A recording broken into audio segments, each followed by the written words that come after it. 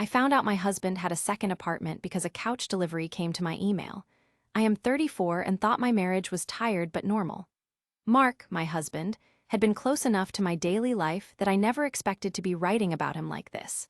For weeks, Mark kept saying work was brutal and he needed space after long shifts.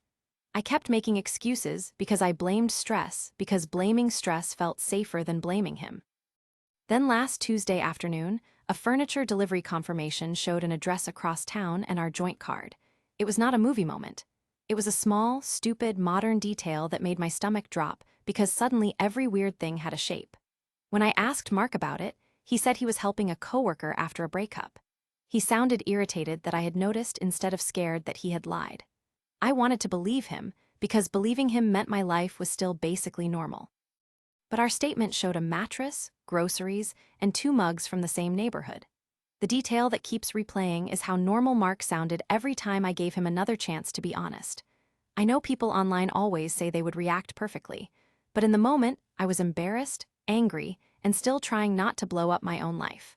That is the part nobody tells you about being betrayed by my husband. You waste so much energy trying to make their story make sense.